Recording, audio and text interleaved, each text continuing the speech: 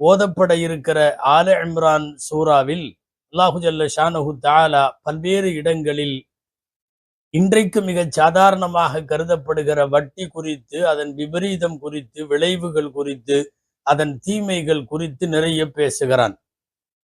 இன்றைக்கு ஓதப்படுகிற வசனம் ஒன்று, லா தஅகுலு ரிபா அத்ஆஃபம் முதாஅஃபா, பன்மடங்காய் நீங்கள் வட்டியை சாப்பிடாதீர்கள், அல்லாஹுவை அஞ்சிக் கொள்ளுங்கள், நீங்கள் வெற்றி பெறுவீர்கள் என்று சொல்லுகிறான். நேற்றைக்கு இறுதியாய் ஓதப்பட்ட கடைசி 2 ரக்காத்துகளுடைய வசனங்களில் நீங்கள் செவிமடுத்திருப்பீர்கள். யா அய்யுஹல்லதீன ஆமனு தகுல்லாஹ், அல்லாஹுவை அஞ்சுங்கள், வதரு மா பக்கிய மினர் ரிபா, மீதமுள்ள வட்டியை விட்டுவிடுங்கள், இன் குன்தும் முஃமினீன், நீங்கள் உண்மை முஃமின்களாக இருந்தால் என்று சொன்னான். அத்தோடு நிறுத்தவில்லை.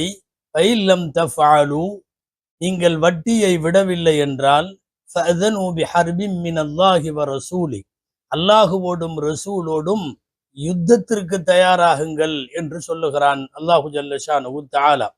ஆக நேற்றைக்கு தராபீகிலே ஓதப்பட்ட வசனங்களும் இன்றைக்கு ஓதப்படுகிற வசனங்களும் வட்டியின் விபரீதத்தை அல்லாஹுவின் வார்த்தைகளில் விவரித்து சொல்லுகிறது.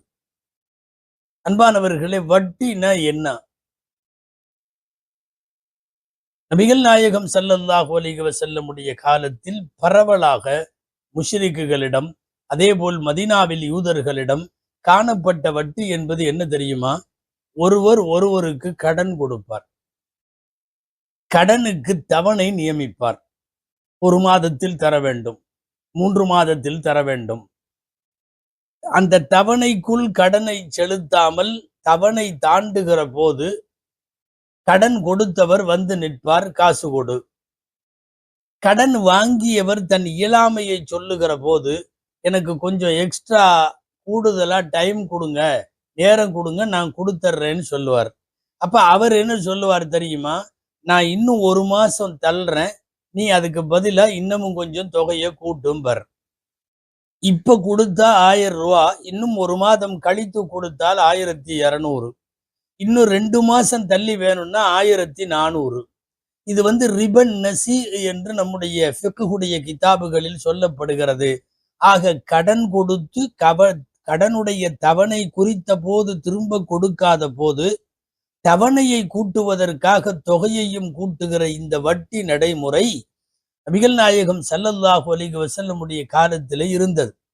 படிப்படியாக அந்த வட்டி மட்டுமல்ல, எல்லா வகையான வட்டிகளும் ஹராம் என்று மார்க்கம் தீர்ப்பு சொல்லுகிறது.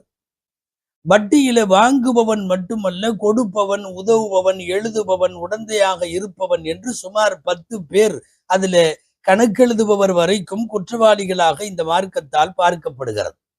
பெருமானார் ஸல்லல்லாஹு அலைஹி வஸல்லம் அவர்களுக்கு இன்றைக்கு ஓதப்படுகிற, நேற்றைக்கு ஓதப்பட்ட இந்த வசனங்கள் எல்லாம் எப்போது இறங்கியது என்று பார்த்தால், நாம் கொஞ்சம் நபிகள் ஸல்லல்லாஹு அலைஹி வஸல்லமுடைய காலத்திலிருந்து கவனிக்க வேண்டும்.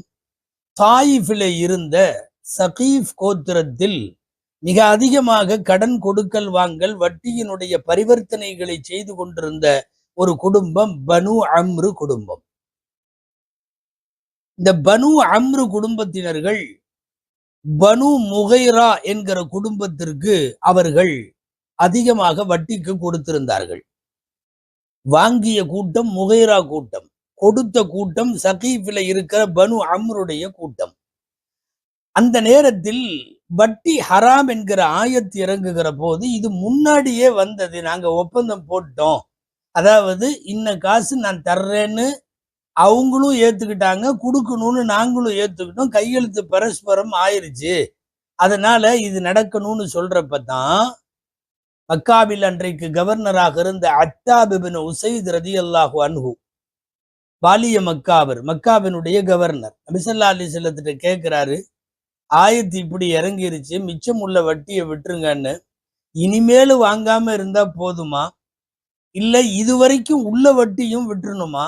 ஏன்னா இதுவரைக்கும் கொடுக்கிறோன்னு அவங்களும் சொல்லிட்டாங்க, வாங்கிக்கிறோன்னு நாங்களும் சொல்லிட்டோம்.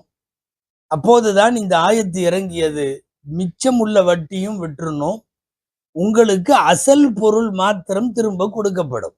1000 ரூபாய் கடன் கொடுத்திருந்தா 1000 ரூபாய் திரும்ப வாங்கிக்கலாம், காலத்தவணைக்காக வேண்டி கூடுதல் வட்டி என்கிற 200 300 400 என்று அதற்கு மேல் போகிற தேவையெல்லாம் கூடாது அப்படின்னு சொல்லிட்டு இறங்கிய ஆயத்தை ஓதி காட்டினார்கள் நபி ஸல்லல்லாஹு அலைஹி வஸல்லம்.